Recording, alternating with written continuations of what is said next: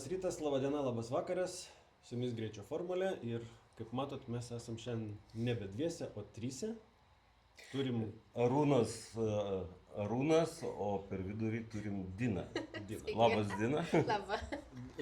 Mes visą laiką prašom svečių, šiuo atveju tu esi viešne, labai gražus lietuviškas žodis, prisistatyti, trumpai tiesiog pasakyti, kas esi ir ką veiki. Kad mums to sunkaus darbo nereikėtų.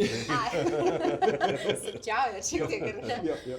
Tai aš pirmiausia esu žurnalistė automobilių, transporto, šiaip reikėtų pasisakyti, taip, transporto žurnalistė, nes rašau ne tik apie mašinas, bet ir apie sunkųjį transportą, apie geležinkelius, aviaciją ir kitus reikalus. Tai manau, kad neblogai išmanau šitą sritį, o šiaip esu gražių automobilių mėgėja.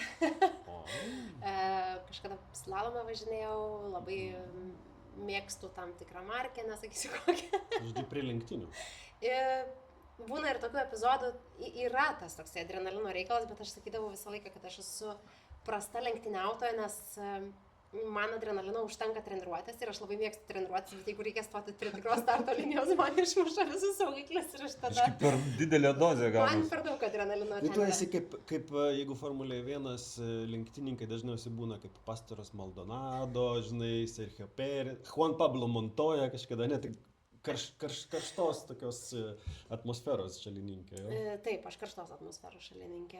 Tai, bet aš iš tų, kur tikrai labai daug treniruojasi ir galbūt galėtų išvažiuoti į trasą, ne Formulės 1 trasą, į šiaip traselę kokią nedidelę. Okay. Bet lengva suprasti, kad susijusi ir su automobiliais, ir su automobilių sportu netgi betarpiškai, o Formulė 1 tai tokia sporto šaka, matyt, kurią daug kas domisi šiek tiek, arba daugiau ar mažiau, bet betarpiškai nesusidurėm. Nėra reikalo.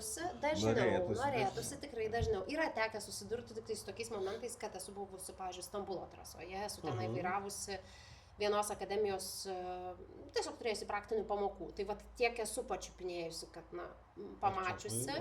Labai norėčiau nuvažiuoti kažkada gyvai kažkur, bet reikia šeimą paauginti trupučiu, kad tada gerų atostogų leistis. Kadangi tu transporto ir aviacijos sakėjai profesionalė, tai žinosi, kur užsibūkinti. Šiaip pastaruoju metu po Austrijos GP labai daug pasipylė patarimų iš lietuvių influencerių. Nežinau, kodėl jie taip mėgsta Austriją, gal dėl to, kad Verstappeną mėgsta, bet labai pasipylė daug patarimų, per kur būkintis, per kur važiuoti, kokį kalnelį užsiimti, kurioje vietoje trasa, kelintą valandą ateiti, kad būtumai su liktais, kurie su palapiniu miesteliu atkeliauja. Šiaip ir mums tada būtų įdomu. Kai sužinosi, tada mes tave dar kartą pakviesim, tada papasakosim. Bet žinok, prieš filmavimą mes su Dina čia šiek tiek apsitarėm, kai tu pasakai, kad tu žiūrėjai filmą su Bradu Pittu F1 ir po to Rush 12, jeigu neklystu, jisai su kas vaidino? Jamesas Huntas vaidino. Ir Niki Lauda. Tai viskas, tu varnelę prie savo pavardę pasidėjai. Yra daug labai tų dokumentikų dar, nes aš esu, sakykime, viena dalis mano mėgsta labai tos techninius dalykus ir mašinėlės ir visa kita, bet man labai įdomu, aš toks knysliukas, man įdomu, kas slepiasi už to. Tai jeigu, pavyzdžiui, kažkoks įdomus projektas, įdomus dizaineris, kokia jo biografija, kas jau buvo tėtis, mama, ką darė ir taip toliau, tai lygiai tas pats yra su sportininkais arba su kažkokiais įdomesniais įvykiais, sakykime, tada tiesiog įdomu išsiaiškinti, pamatyti tą asmenybę, suvokti, koks ten jo charakteris ir taip toliau. Tai man, pavyzdžiui, apie Laudą galvojant, tai šiurpsta oda, negaliu pasakyti, kai pasižiūriu ir dar kažkaip turiu namie Formulės 1 knyga, man atrodo, ten yra kažkaip tai labai daug paveikslėlių, labai daug visko, bet tai, žodžiu, Definitive History of Formula 1, man atrodo, taip jinai vadinasi, labai faina knyga, bet tokia jinai iki visų naujų techninių sprendimų.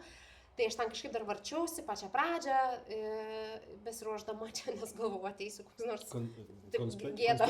Jo, neturiu konspektų, bet galvojau, kad bus taip gėda, šiek tiek sėdės šalia dviejų ekspertų. Mes neegzaminuosim tikrai, ne.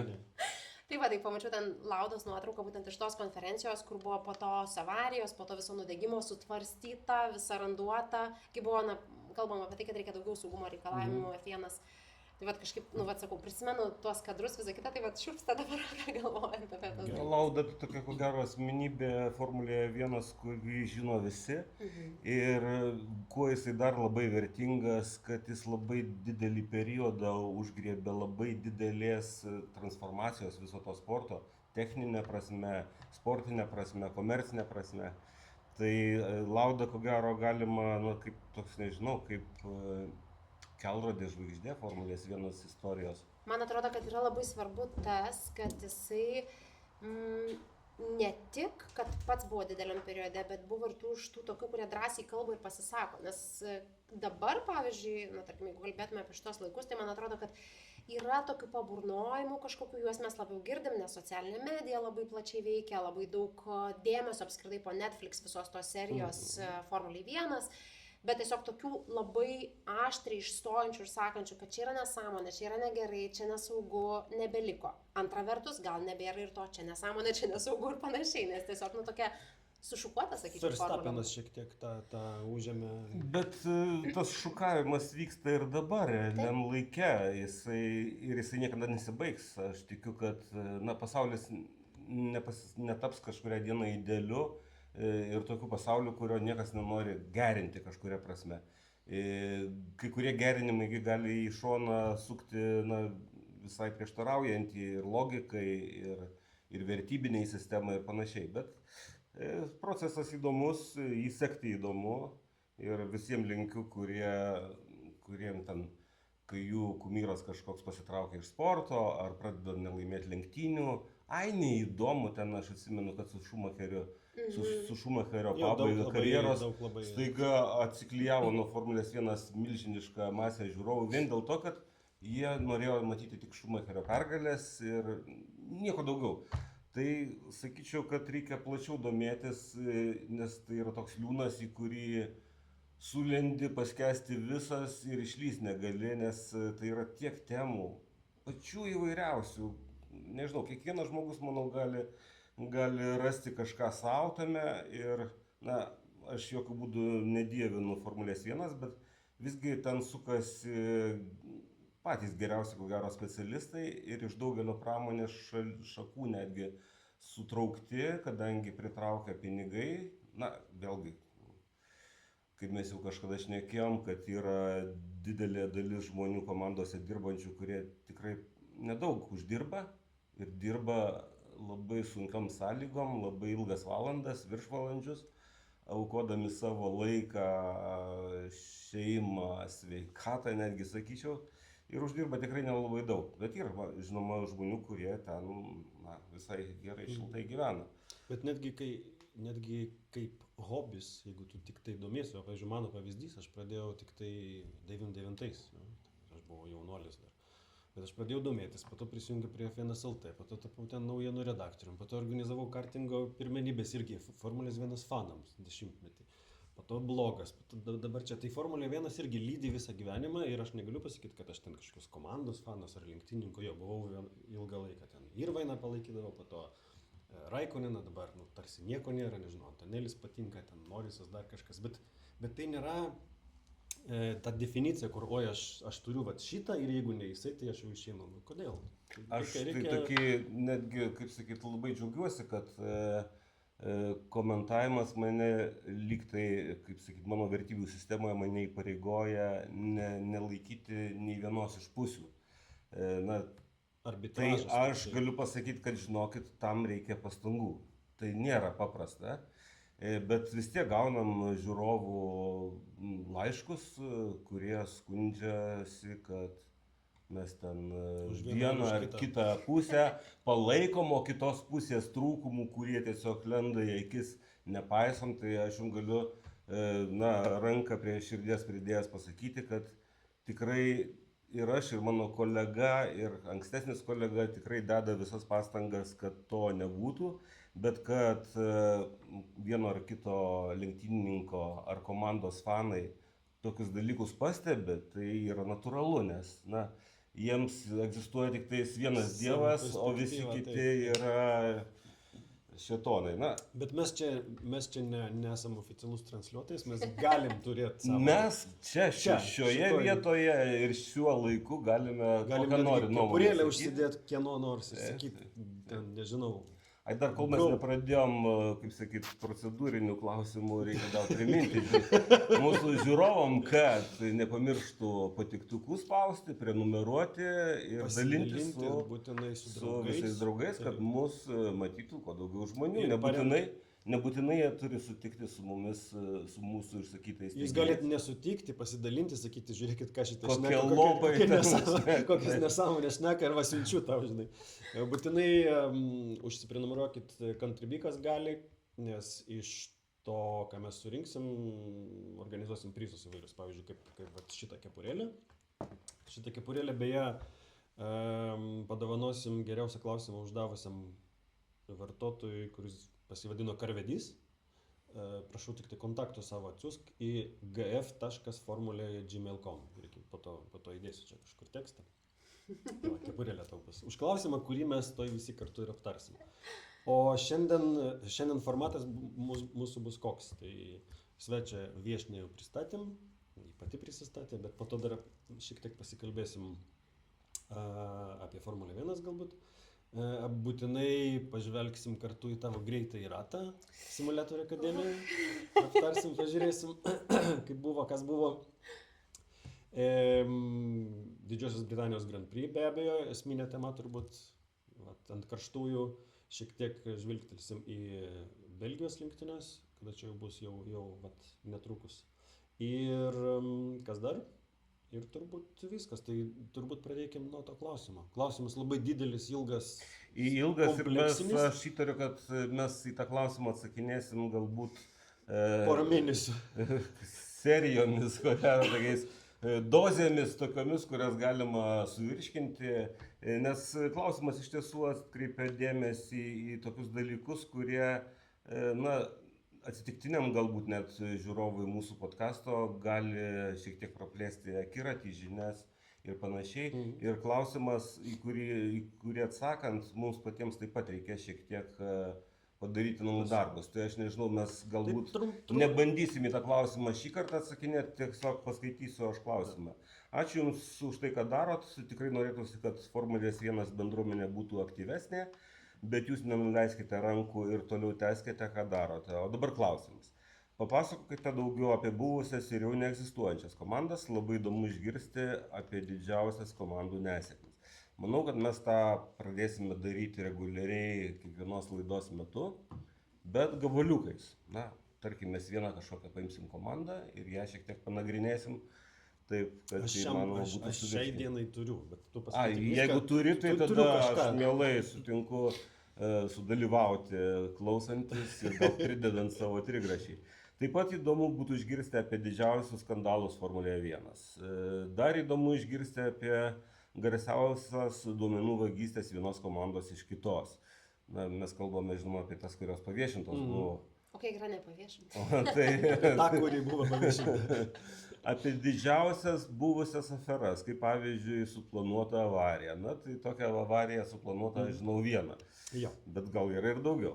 Galvoju, gal pritrauktume daugiau sekėjų, jei papasakotume daugiau Formulės 1 istorijos. Labai ačiū, kad jūs atkreipėte mūsų dėmesį į tai, nes man senai tokia mintis skvirbėjo, tik aš nežinau, gyvenimas dabar greitas ir visi žiūri čia dabar ir į artimiausią ateitį. Ir atsisukti atgal dažniausiai nėra laiko, bet jūs labai tiksliai ir, sakyčiau, labai protingai mums įspyrėte į minkštąją vietą, kad mums reikėtų praturtinti savo pokalbius būtent gabaliukais. Naujas segmentas bus istorijos arba istorija. Tai galiu būti iš karto fanė šito reikalo. Man labai patinka dalykai. Jau turim 2 fanus. Galėsim žiūrėti vietą. Tai jeigu mes grįšim prie tos pirmos dalies, apie buvusias ir jau neegzistuojančias komandas, nežinau kodėl, bet man iš karto į galvą šovė mintis apie Minardi. Nepaisant to, kad ta komanda tarsi egzistuoja, tarsi neegzistuoja, papasakosiu kodėl, nes Giancarlo Minardi komandai kūrė 85, jeigu neklystu, aš turiu čia. Toks, sakyčiau, pats gryniausias, ko gero, entuziastas automobilių sporto. tas žmogus, aš vat, jo pavardę su tuo asocijuojasi man. Taip, 85 ir jisai iki 2000 metų tą komandą, nu, vadinkim taip, turbūt tempė, nes per ją atėjo daug į Formulę 1 žinomų pavardžių garsių, bet per tą laiką, per tos 15 metų nepavyko jiem nei vieno podiumo, nei vienos pergalės, nei vieno netgi greičiausio rato. Žodžiu, nieko nepavyko, ten buvo su Luka Badoeriu kažkelintais metais, 98 gal, jisai važiavo 3 vietoje, man atrodo, ir sugedo, kažkas tokį, neatsimenu vietos. Ir ta komanda kaip transformavosi? Australas Polas Stoddartas, nežinau ar kas pažįsta tokį aviacijos entuziastas, jisai iš Giancarlo Minardi nupirko tą komandą ir irgi bandė tempti, ir tempė kiek iki 2005, tai 5 sezonus, ir toje komandoje jau Polas Stoddarto debiutavo Fernando Alonso. O po to tos komandos istorija tapo pakankamai paprasta: Toro Rosso, Alfa Tauri ir RB arba Racing Bulls. Tai dabar jį iki šiol važiuoja, jos bazė, man atrodo, ten pat. Jo? Aš ten netyčia buvau, mes keliavom, tokio tauraus gėrimo keliais po Italiją ir nesakysiu, kad jisai būtų alkoholinis, ne. Ir visai netyčia pamačiau už navigacijoje, kad važiuojam visai netoli Faenzos. Ir man Faenza kažkur tai girdėta. Prisiminiau, kad Faenzoje, tuo metinė buvo, kaip jie vadinosi, prieš paskutinis pavadinimas dabartinių Racing Bulls. Tai Alfa Tauri? Alfa Tauri vardu tuo metu jinai vadinosi. Ir mes su draugais užsukom paklausti tos merginos, kuri ten priima svečius, gal galima, turą pasidaryti, pereiti, parodys gal mums kažką, sakė, kaip jūs ten iš kur atėjo ir netrukdykit, mes užsiėmė. Tai va, tai labai gerai priminėjai, kad, nes tos daugelis neegzistuojančių dabar komandų, kurios egzistavo vienu pavadinimu kažkada, tai yra tą virškinimo traktą perėję daug kartų, pakeitę pavadinimus, savininkus ir panašiai. Ir vėlgi Minardi komandos aš nelaikau išnykusią, dingusią, nes ta pati vieta, jinai vis tiek tos žmonės kažkaip, aš netgi tikiu, kad bent vienas yra žmogus, kuris dirbo nuo pirmos dienos, dar tuo metu, ypač Italijoje tai yra labai paplitę.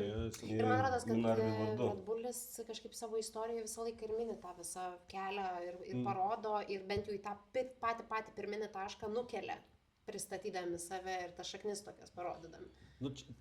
Čia tada dar viena komanda, arba net ne viena, kuri ten neegzistuoja, kur Stewartas įkūrė, tada Jaguaras nupirko, ir tada Red Bullis nupirko iš Jaguaro, ir tada dabar Red Bullis. Bet Stewartas buvo įkūrėjas, taip? Red Bullio. Man atrodo, jisai nenupirko, jisai sukūrė komandą tuščioje vietoje. Komanda, kuri egzistuoja ir dabar. Bet yra gerokai senesnių komandų, kaip Tyrrell, pavyzdžiui, kurios visgi egzistuoja vis dar, ar ne? Tyrrell, British American Race. Dabartinis Mercedes. Ta prasme. Brown, labai Honda, dar Brown. buvo ten tų etapų, bet tai tokia jau visai istorinė asmenybė Formulės 1, kuri, galima sakyti, nuo pat jos šaknų, nuo to, kai atsirado Ford Cosworth variklis ir kai visi sporto entuziastai galėjo tapti Formulės 1 čempionato dalyviais, ne? Nusipirkai iš Fordo Coswortho variklį, ten pas Hewlandą nusipirki greičių dėžę, ten pas Antaną Dunlop kokias padangas, pas tą ratlankius stabdžius, čiauk, pasisamdė kokį nors aspiruojantį būti kažkada Adriano Newey konstruktorių, ir jis ten naktim pabraižo, kažkas papjausto metalą pavirina ir tu jau stovi Silverstone trasoje starte, pavyzdžiui. Tai buvo tokie laikai, buvo geri. Nu, ne geri, kitokie buvo laikai. Kitokie. Bet suprantu, kad rubrika tai privalo būti, nes aš dabar klausau ir nebežinau, į kurią pusę suktis Ai, iš tos informacijos.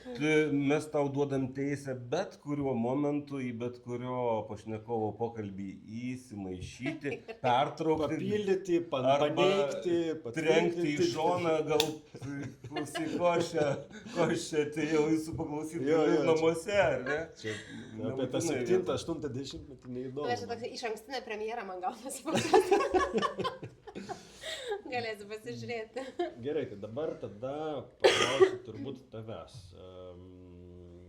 Tu kada susidomėjai Formulė 1?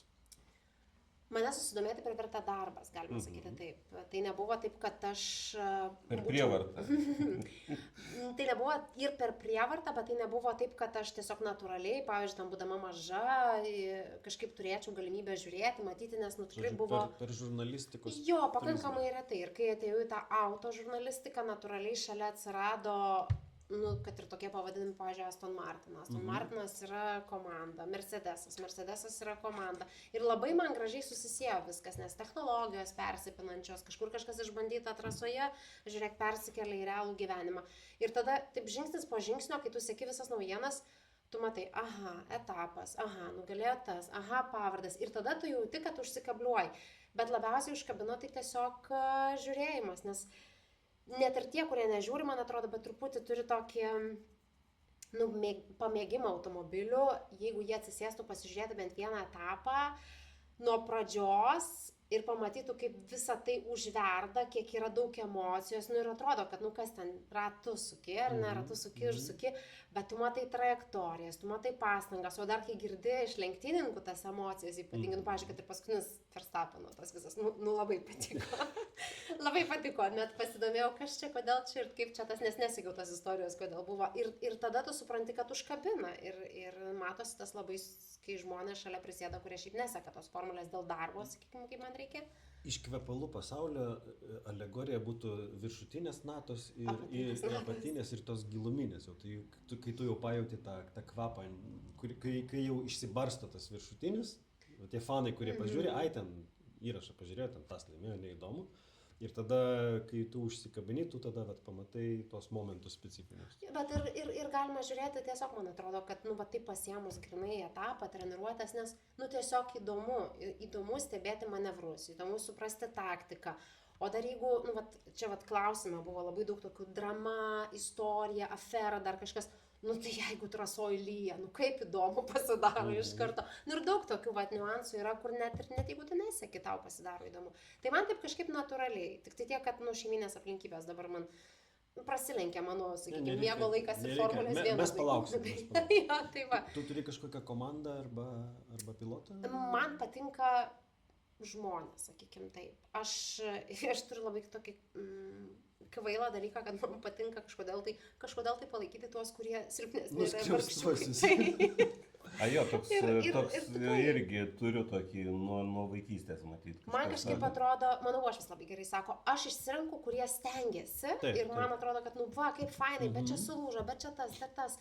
Tai tas fainai, nes man atrodo, kad labai lengva eiti paskui žvaigždę. Tiesiog, labai lengva eiti paskui tą patį Šumacherį. Ypač kai tu prisijungi prie tos žvaigždės, kai jį jau ten yra. Taip, bet tas kelias iki tol, tai todėl man ir įdomu, aš pamatau kažką, įdomu, o tai gerai, o tai kaip čia atsirado.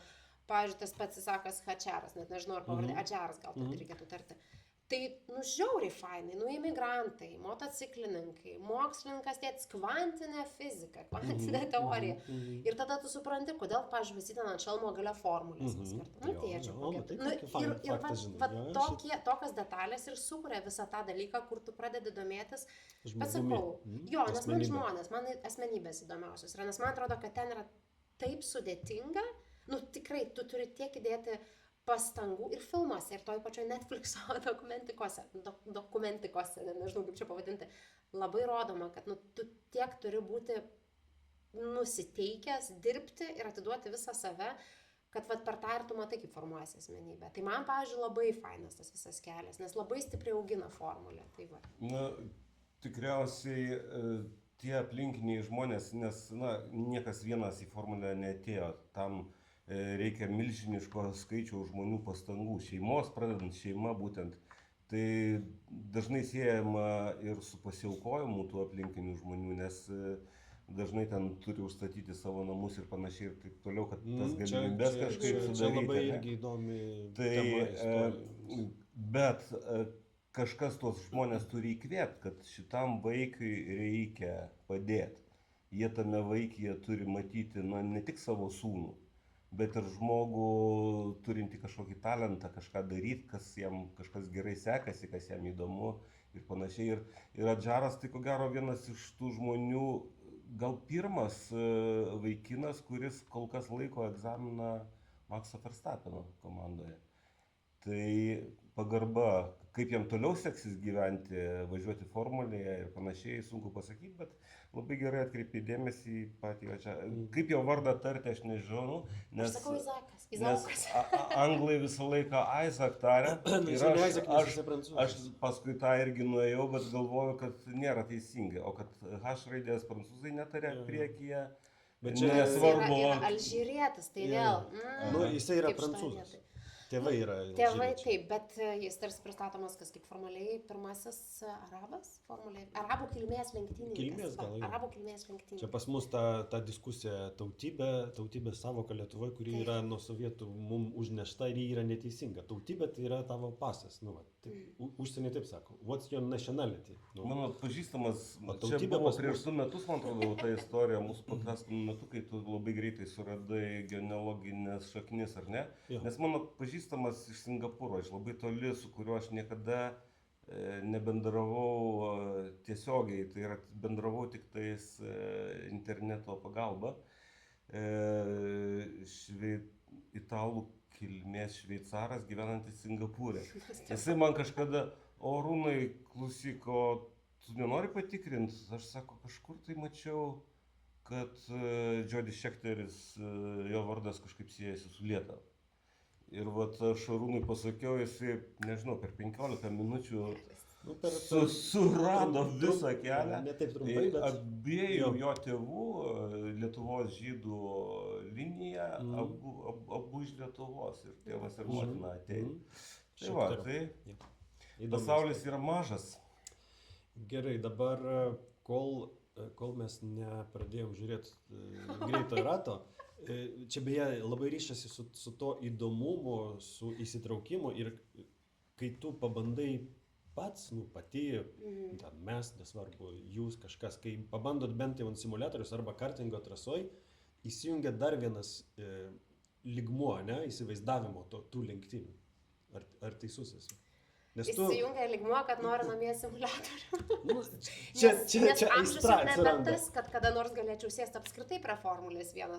Net tikriausiai ir sąlygos netokios, nes mes čia kalbame apie labai didelius pinigus, bet bent jau simuliacijų gali. Bet bent jau simuliacijų ir atsiranda tas momentas, tada tu pradedi suprast, pavažiuoji ten, nežinau, pusvalandį, kitą dieną dar kažką, tu tada pradedi suprast, tai va, kodėl čia jie ten 0,05 yra sunku, nes aš lygtais važiuoju taip pat, bet čia vairiukų šiek tiek padariau, netaisyklingai judesi, viskas, nėra pas mane tos pusės sekundės ar dar kažkas. Ir mes čia kalbame dar apie didesnius greičius nei kad Taip. Ten yra tiesiog, mes su vyru sėdi savo komfortiškai prieš ekraną. O mes su vyru kažkaip diskutavome ir galvom, tikrai yra kažkokia statistika, kiek laiko vien dėl to, kad tu mirkteli pravažiuoji užsimerkęs trasą, ar ne?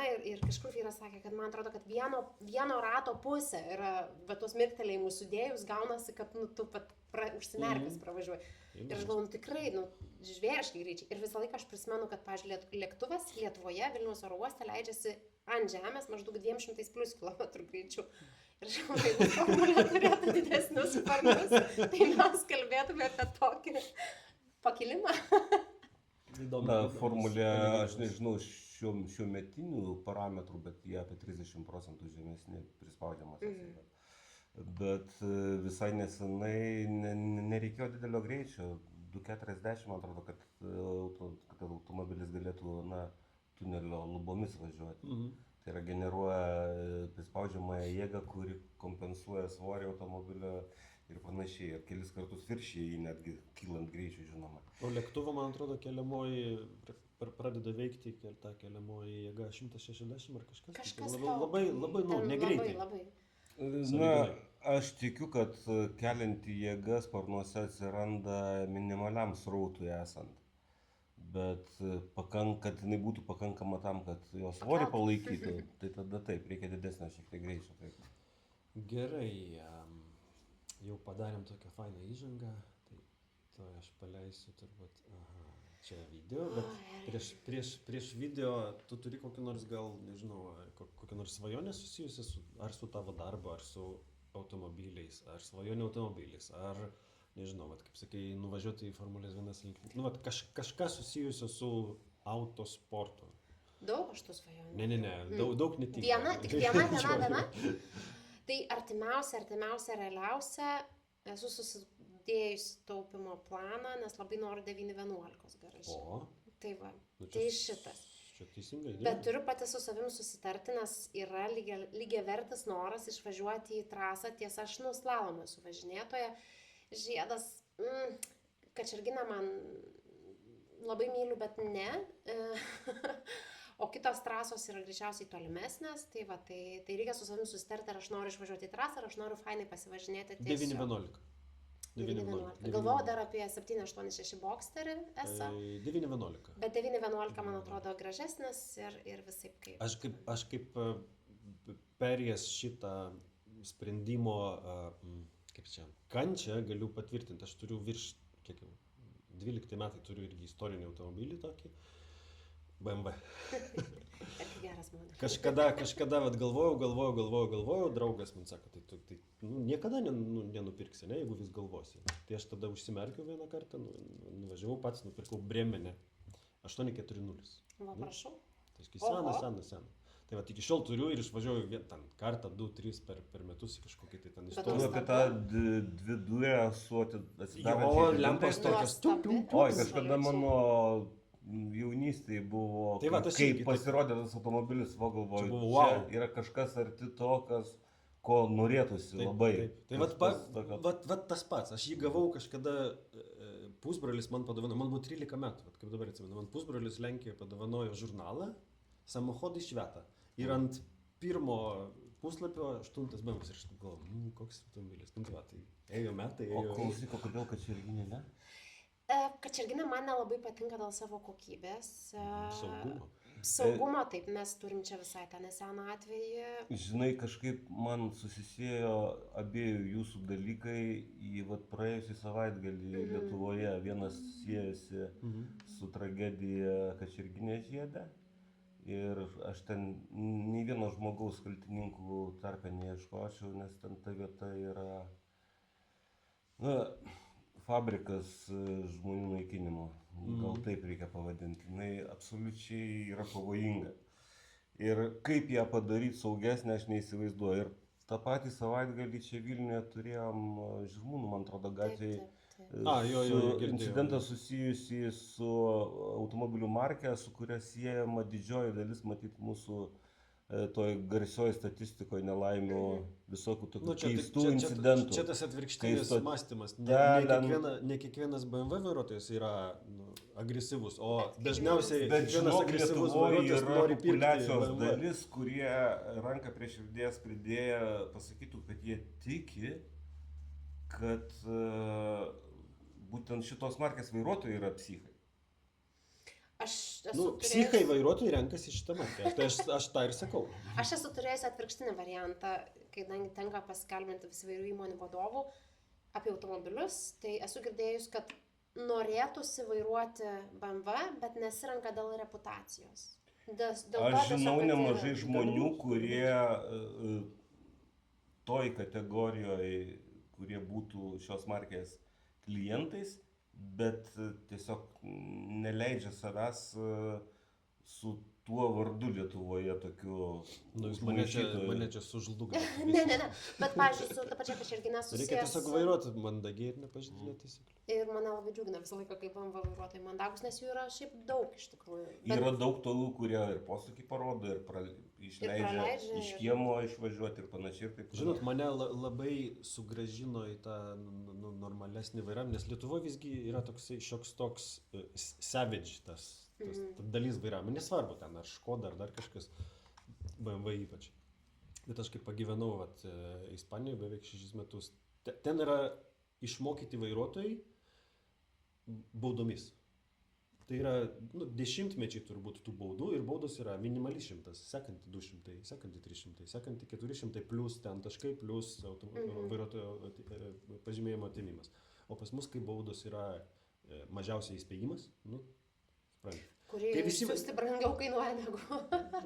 Apie tai ir kalba. O kai yra tas netoleravimas ir visiems baudos rašomas visą laiką, jokių ginčių, jokių nieko, visi važinėja labai ramiai, tvarkingai, ir avarijos maksimum, tai kažkas kažką užkabina ten ant žiedo. Žodžiu, nebūna tokių, ten kažkokių lenktynių.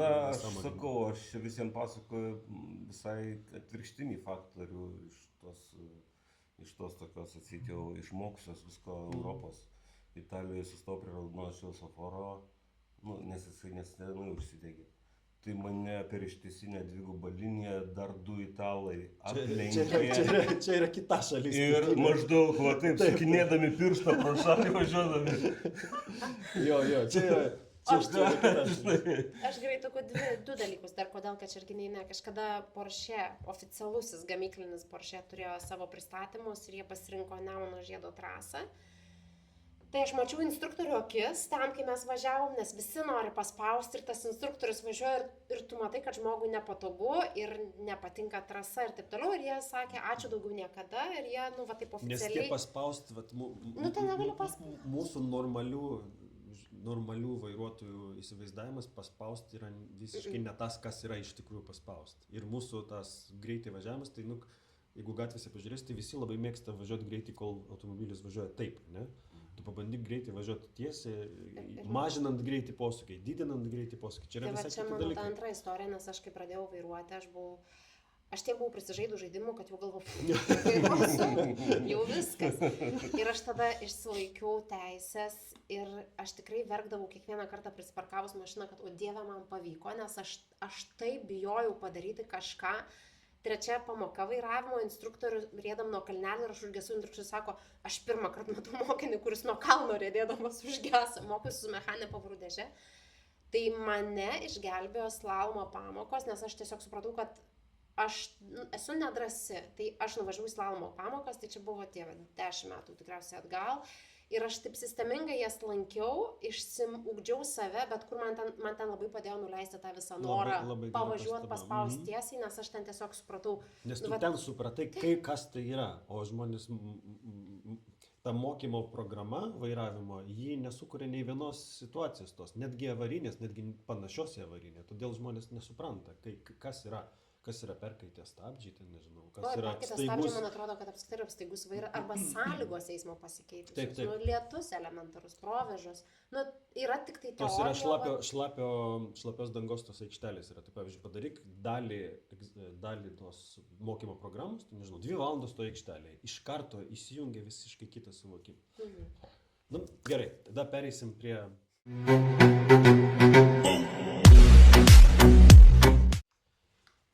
Patiko? Man patiko. Davai, pabandom pažiūrėti. Čia matysim tik tai, aišku, čia šiek tiek sumažinę, bet matysim, kada tu spaudi ką. Tai žalias, raudonas. Iš šitą aš nežiūrėjau. Ne, tu nežiūrėjai, bet dabar matyti. Kodėl taip anksti? Gerai. Aš čia man... Bet čia žiūrėk, kaip gražiai, tvarkingai. Pirmas posūkis įvyktas pasakiškai. Čia gaziuką neužtenka. Gerai. Žodžiu, tavyje matosi tas flow reikalingas šitai trasai yra. Aš galiu pasakyti, aš galiu papasakoti, ar ne dalykus. Aš pasiklausiu, kokia bus ta trasa. Nes galvoju, gal Silverstone'as, susijau su tiesiog etapu.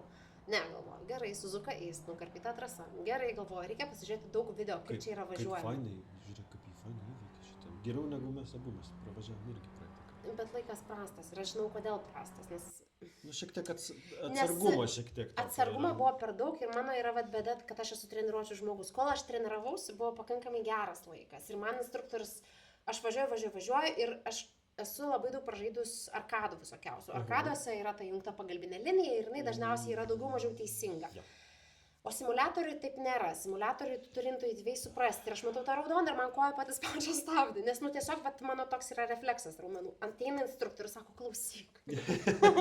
Klausyk, sako, tu šituose vingiuose visai nespausk stabdžio. O sako, čia irgi paspausk ten. Ir aš tada pradėjau daryti ką? Ir nusikirpau gal 15 sekundžių iš karto. Iš karto, nes buvo virš minutės.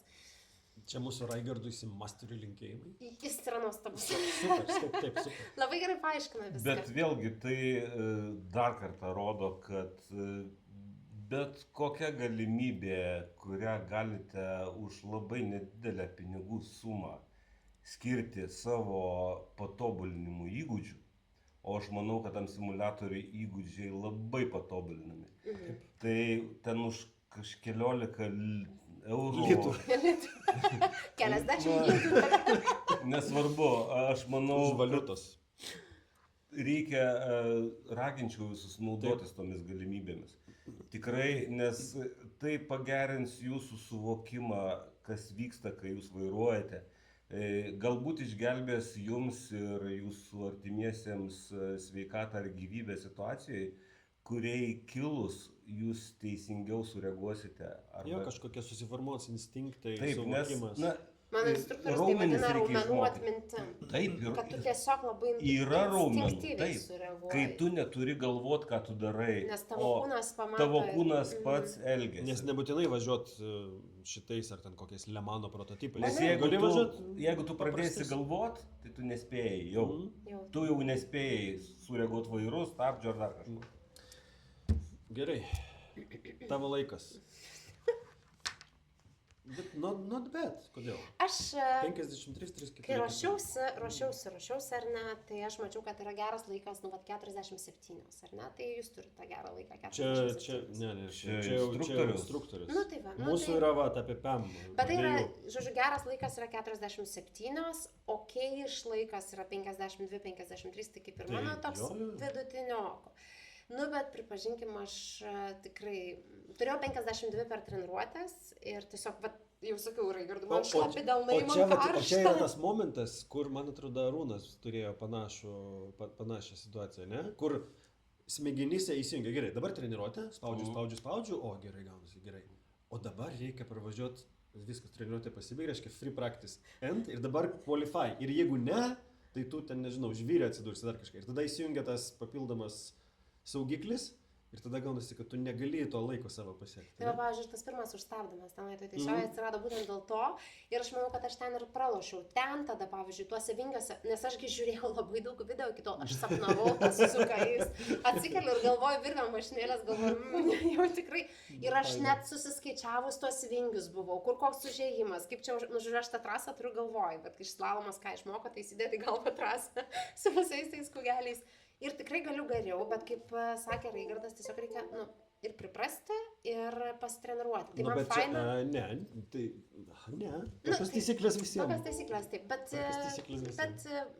Bet pasiekmė yra tokia, kad noriu simuliatoriaus namuose.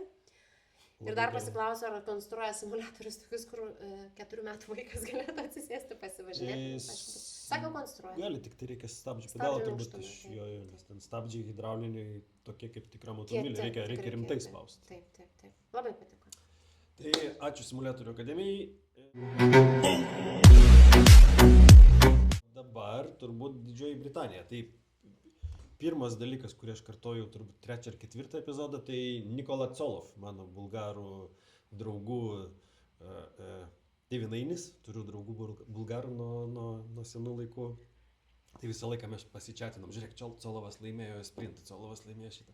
Tai Colovas Didžioji Britanijoje Formulės 2 sprinto lenktynės iš 3 pozicijos laimėjo sprintą, iš 5 pozicijos laimėjo tą feature. Pagrindinės lenktynės. Fantastiškai lenkimų kokių darė. Tai pirmauja, neatsimenu kiek ir tai buvo, man atrodo, pirma Formulės 2 istorijoje 3 vieno piloto pergalė iš eilės. Gali būti. Na, bent jau britų komentatoriai taip minėjo, tai aš tikiu, kad jie pasitikrinti. Ir vis labiau girdisi apie Lawsono galimą pakeitimą, ar netgi sezono metu ir Colovo pakeitimą. Nežinau, ant kiek tai bus realu, ant kiek tai yra realu, bet vaikinas važiuoja nerealiai tiesiog.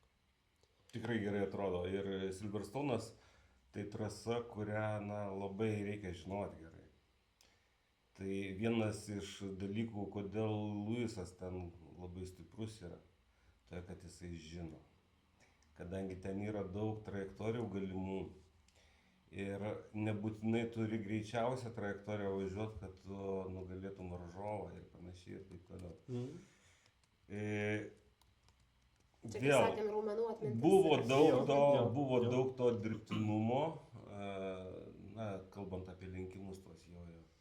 Ir mano kolega rado labai tokį teisingą terminą tiem lenkimam. Aš sakau, dirbtiniai, žinai, jisai sako, hibridiniai. Labai geras terminas, nes įgalino tuos tokius dirbtinius lenkimus daryti būtent hibridinė sistema. Kai vienas savo akumuliatorių suvalgė prieš aną posūkį, ar ne? Dabar tu daugiau akumuliatoriaus turi, tu jį vėl atgal ir jis tave vėl atgal ir taip toliau ir panašiai. Tai vat trasa, kurioje buvo tikrai neramiai aš laukiau Silverstone'o, kaip vis tik dabartinis reglamentas. Ir pasimatė tikrai, kad vėl jau buvom beveik pamiršę apie tuos dirbtinius lenkimus, nuo kurių prasidėjo sezonas Australijoje. Ten apvažiavimai. Tai vėl buvo Silverstone'e tų lenkimų, bet... Ne per daugiausiai, sakyčiau, buvo pakankamai... Bet sumažino nuo kvalifikacijos iki 6,5 megadžiaulių vienam rate tą energiją regeneruoja. Taip. Ir vis tik to buvo, bet kita vertus, iš to, kiek mes matėm lenkimų nesusijusių su būtent hibridinė sistema, o tokių natūralių dėl padangų skirtumo atsiradimo ir panašiai, tokių Brooklands, man atrodo, tas išvažiavimas į seną starto finišo tiesėje, ar Luffieldas. Tas, kur toks ilgas dešinys. Luffield ir Woodcote, ten paskutinis. Luffieldas aštresnis, o paskutinis jau Woodcote. Tai va ten išorė lenkimai ir panašiai. Ir vėl, kur tu viršūnės to posūkio daraisi. Nes ten yra variantų. Jo, ir Hamiltonas būtent darė. Yra įvairių variantų ir priklausomai nuo to, kokioje tu situacijoje, ar tu gintis reikia ar pulti ir vėl reaguojant į tavo varžovą. Tai va ten buvo labai miela žiūrėti ir, sakyčiau, savaitgalis ne tik tuo, kad sunkiai nuspėjami įvykiai buvo dėl kažkokių tokių, vėlgi, nenuspėjamų gedimų kažkokių. Russelo padangos, slow puncture? Nesupratau šitą slow puncture. Slow puncture. Kas yra slow puncture? Tai arba lėtai prarandamas oras. Kaip? Tai neperpėdimas per atlankį galbūt? Pavyzdžiui, užmynė nulaužėlę anglies pluoštą kažkokią, kuri padarė mažą skylutę ir per ją praranda su tokiam perkrovom aš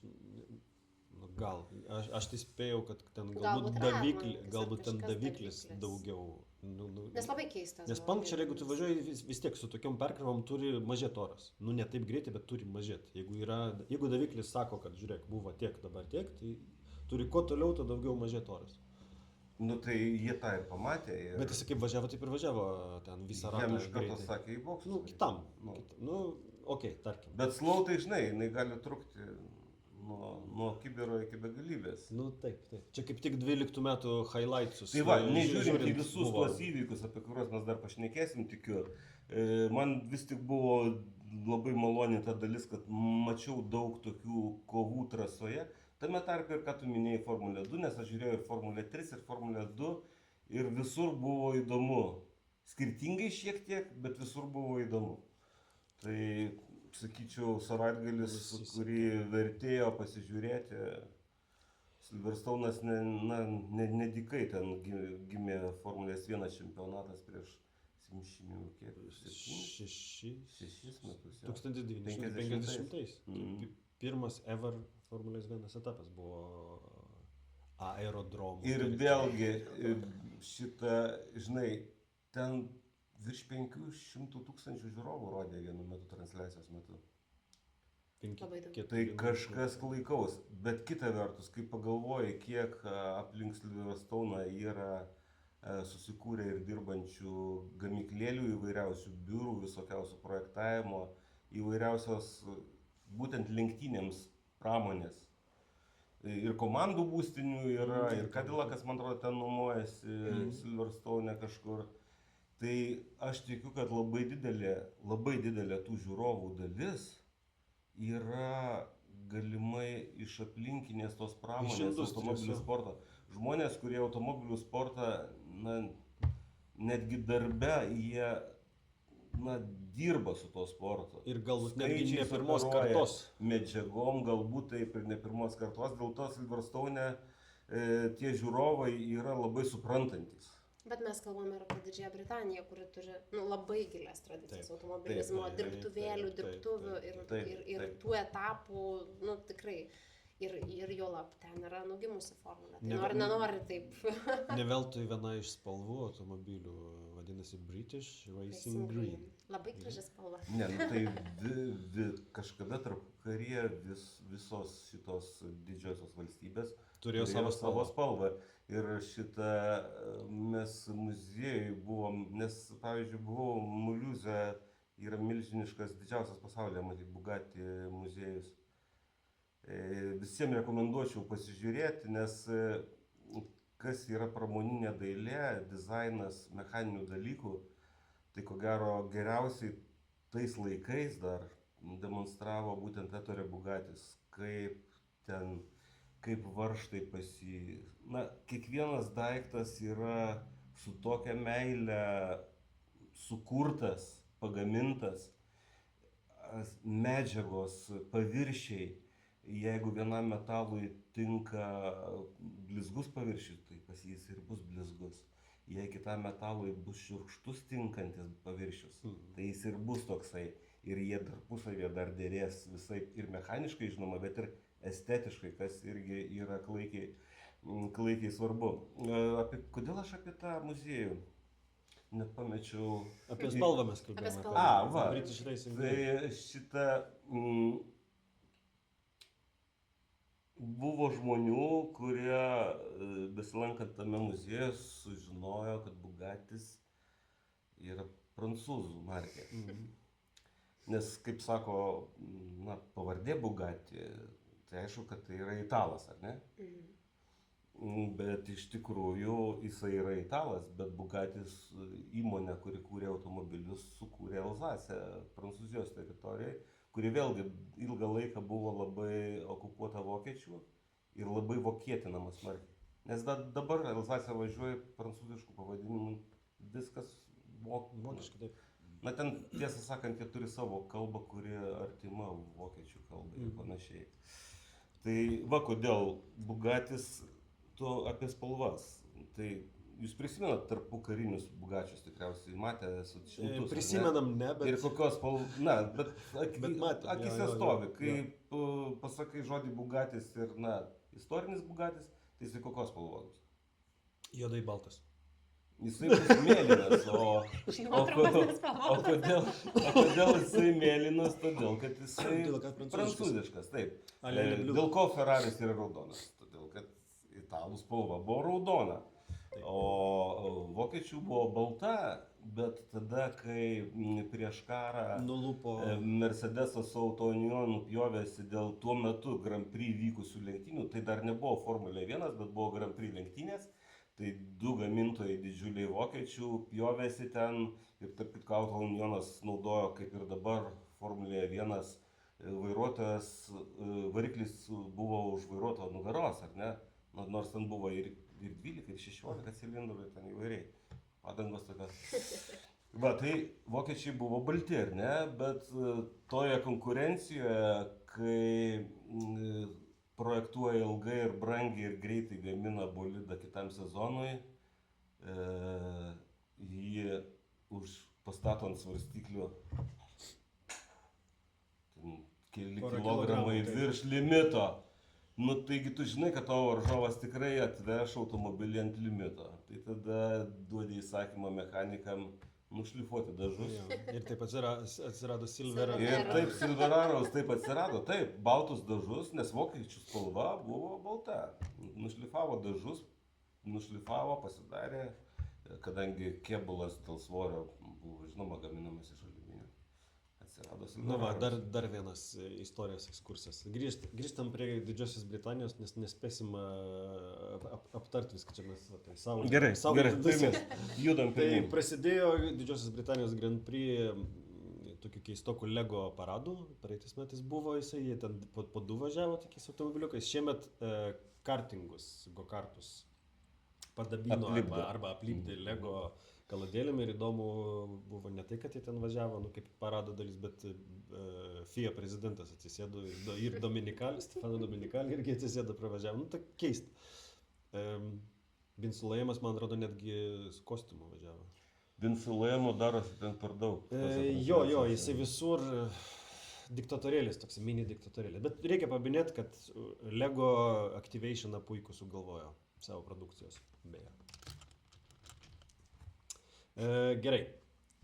Lewisas Hamiltonas, ką Arūnas jau paminėjo, sprinto kvalifikaciją laimėjo, važiavo neblogai, bet Antonelis matėsi, kad turėjo žymiai daugiau greičio, laimėjo sprintą. Pakankamai puikiai viskas atrodė, galbūt... Bet tu atkreipi dėmesį, kad kaip jisai mokosi, kai Russellai kažkada, atsimenu, mes netgi keikėm, kur tu skubi, jaučiasi, kad turi greičio daugiau, bet, žinai, reikia dabar greitai, ramiai, lėtai nusileisim, su visais pašnekėsim, ten nesipjausim, su visais. Jisai niekur neskubėjo. Jisai laukė, ganė, pasižiūrėjo, kur Ferraris silpnesnis, taip, padilo padangos, pasimatė, kad jo padangų būklė geresnė darosi, skirtumas didėja, kai, taip sakant, atėjo laikas, pareikia. Tai būtų Antonelio eilinė pergalė ir normaliuose lenktynėse, Panašu, jeigu ne tas gedimas toks įdomus, kur atplyš, aš nežinau kaip jį vadinasi, žodžiu, dalis sparno uždengė tarsi... Ten nesparno, ten to vidinis aptakas rato. Iš tai čia, ne, kažkas tokio, čia jau nėra tokio. Čia nėra, čia šitie buvo, dabar šitų nėra, bet ten vidinis toks aptakas, kuris naudojamas didžiąją dalim, tai vadinasi oficialiai jau stabdžių aušinimu. Orą nukreipti. Bet iš tikrųjų, ko gero, jau stabdžių aušinimo funkcijos, tos detalės atlieka, ko gero, tos visos detalės dirba kokiu trečdaliu, daugiausiai. Nes visa kita, jos organizuoja srautus aplink automobilį, kad numesti tą srautą į išorę automobilio, kad jisai netrukdytų dirbti visiems aerodinaminiam elementam. Ir ten labai yra sudėtinga, žinoma, norėtų visos komandos varžovės pamatyti savo varžovų, kaip tai atrodo, bet tu matai tik tais išorę, o ten labai sudėtingi kanalai visokie padaryti, kurie ten ir suportą aušina, ir stabdžių diską aušina, ir daviklių ten kiek. Tokių daviklių, kurie dirba šalia stabdžių, kurių darbinė temperatūra nuo 600 prasideda, man atrodo, anglinių stabdžių, kad jau kibus normaliai darosi. Tai kodėl ten ta detalė taip atsiknojo? Nuo pasivažinėjimo per kerbus, kaip dažnai Nes savaitgalio metu kažkuria, aš galvoju, ar laisvoj treniruotėj McLarenui toksai sparniukas, būtent iš vidinės to aptako dalies, toksai ant kojelės tvirtinamas, kuris padeda tam oro srautui už rato užsisukti. Tai jisai ant tokios kojelės ir jisai, nulūžo, gerai. Ant tų nelygumų dažnai tokie dalykai atsitinka, kad nusilauži kažką. Bet kad visas jisai taip atsiknotų ir atsistojo ir oro srautą. Ir aš įtariu, kad jisai ir mechaniškai kažką ir vairo traukia, kažkiek įlindo matyti kažkur, kad blokavo. Nesuprantu. Žodžiu, nesėkmė Antoneliui tokia iš oro jau ne pirma. Buvo ir gedimas. Bet gal gerai iš tikrųjų, nes man atrodo, kad jisai nors ir mokosi. Nu tai mokina, tos nesėkmės mokina. Nes jeigu eitų tiesiog lengvai pergalių keliu, tai ar užgrūdintų tą asmenybę. Taip jisai šiaip fainas yra. Visiems žiūrovam galbūt nelabai patiktų, jeigu jisai 100 taškų persvarą įgytų ar ne. Čia sukuria tokią įtampą dramą, nes tikėsi tada, kas čia nutiko. Drive to Survive šitas sezonas turės apie ką šnekėti tikrai. Taip. O ką nors skaitėt, kas Maksui ten pasidarė? Ne, man atrodo, sakė, kad tas pats sparno actuatorius, tas pats. Neužsidarė laiku. Bet iš video, nežinau, ar aš nepastebėjau, bet video žiūrint, tai panašu, kad užsidarė. Tarsi ten, aš kadangi norėjau labai išsiaiškinti, kodėl keikėsi taip stipriai, tai tiesiog aš suprantu, kad ne visiškai Taip, užsidarė, bet ne iki kažkoks galo. kamputis liko ir tada- kadangi tu pasipriešinimų neturi, suki ir galas tada pabėga. Nu, galimai. Tik tai man ta pati emocija labai buvo faina, nes taip žiūri, jau atrodo viskas ramu ir taip toliau, ir tai kaip įvartis futbolio. Čia ne įvartis, čia kaip tik čia pataikė. Čia kai savo vartus pataikė. Tas kristinis. Ir tas, kai supainioji vartus ir Jo, arba savo savo- mušė. Ir tą avariją išprovokavo turbūt, nepaisant to, kad lenktynių turbūt pirma dalis buvo įdomi, po to šiek tiek toks buvo nuoboduliuko, šiek tiek nedidelė atkarpa iki Antonelio gydimo, bet po to, kai Verstappenas sugėdo, kiek liko, ten 6-8 ratai, neatsimenu. Jo, tokia buvo. Ir tada va, tas įsijungė momentas įdomus, kur Hamiltonas, kuris važiavo antras, nežinau, kas suorganizavo, ar komanda pasiūlė, ar jisai pasiūlė, šitą aš praklausiau. Įvažiuoti į boksus, pasikeisti padangom ir tikėtis, kad gerai, jis išvažiuoja trečias. Koks tikslas buvo, jeigu išleis safety carą likus ten 2-3 ratam, dasikapanoti iki pirmos vietos. Jeigu taip kaip viskas atsitiko ir būtų iš paskutinį ratą davę, tai jisai būtų suvalgęs labai lengvai Russellą. Russellą taip. Russellą taip, bet tai yra tas pats. Jeigu vienas ratas ir jisai suvalgytų Russellą, kuris ten kažkur pasigintų, galbūt kažkur suvalgytų, bet Leclerc'o nesuvalgytų. Tikėtina. Mažai. Tai tada kam? Tai jisai ir tai buvo antras. Supranti? Bet tikslas buvo laimėti turbūt. Bet visi už jo irgi pasikeitė. Ir jeigu turi lenktynių ratą, tai tave tada kaip tokia išėjai. Tu manai, kad čia buvo gynyba daugiau negu ataka? Aš nežinau, sunku matyti pasverti, nes aš, pavyzdžiui, nesupratau, nes televizijos ekrane buvo pasirodę dar ratui prieš, kad ending, safety car ending. Jie po to FIA aiškina, kad čia buvo klaida, nes jie neplanavo jo užendinti. Ir aš labai nustebau, kad jisai praėjo važiuoja 10 toliau su sekundžių automobilis ir kad, kaip sakant, viskas baigta. Kaip, jo, toks biški mixed feelings, čia toksai anti-2021 Abu Dabis, ne? Jo, manyčiau, kad aš suprantu tos žmonės, kuriem nepatiko tie 22 Abu Dabio įvykiai, aš juos visai suprantu. Aš kadangi nei džiaugiuosi, nei verkiu, ar ten Maksui pasisekė, ar Luisui, tai aš suprantu, kad nesąmonių būna. Ir aš vėlgi suprantu tą Masį, kuris priėmė sprendimą, jisai norėjo, kad čempionatas baigtųsi lenktyniaujant. Ne paskui saugos automobilį, taip. Ir taip, jisai ten buvo pridaryta klaidų su tais, kurie ratuoti.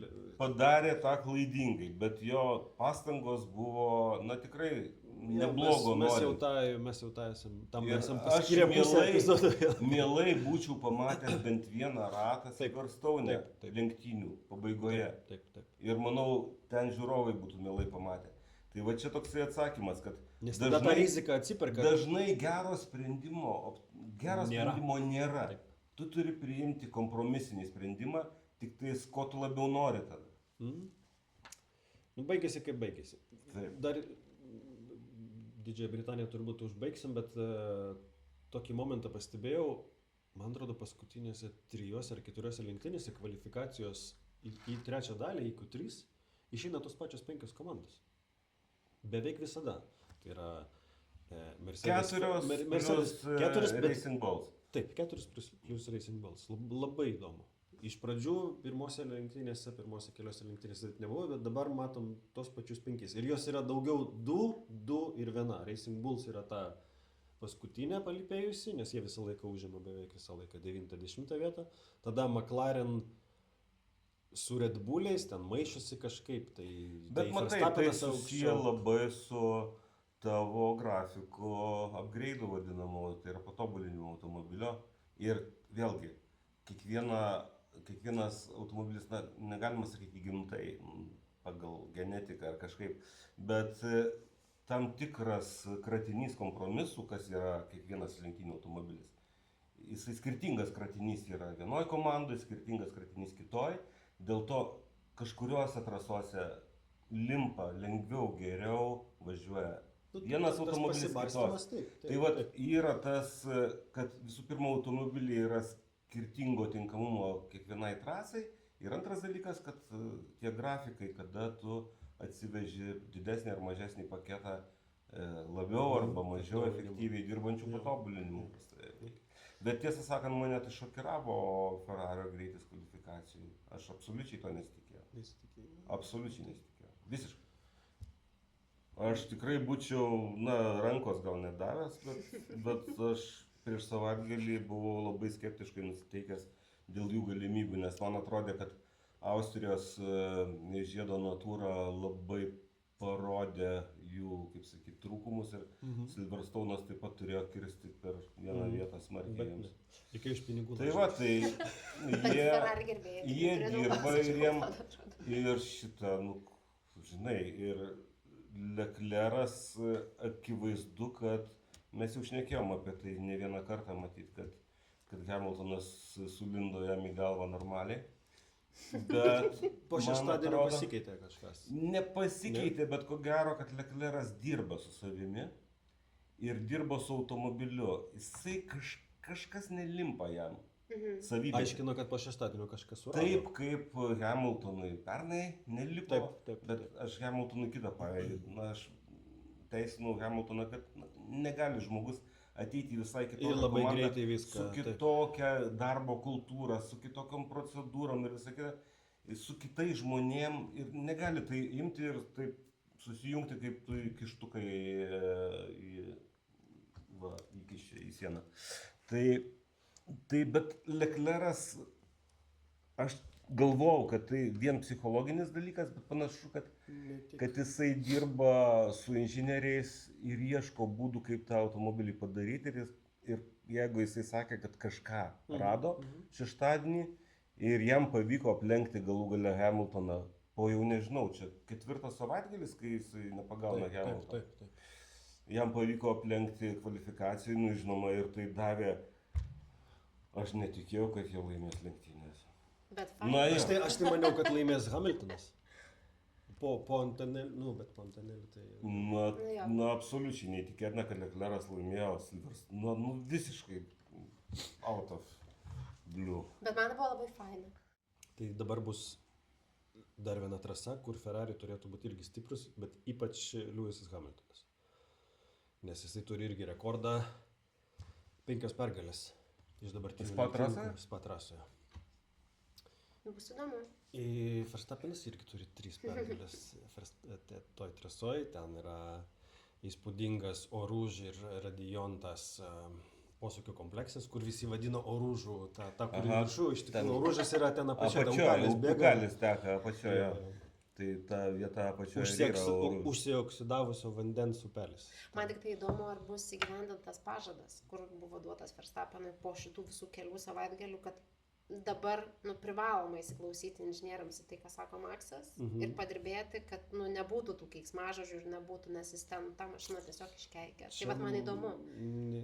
Man sakyčiau, kad čia net įdomiau yra šiek tiek, bet, aš kaip silpnųjų gerbėjų arba nelaimėlių gerbėjų. Tai man tiesiog, šitas dalykas yra įdomiau, kaip jam seksis. Verstappenas yra silpnųjų...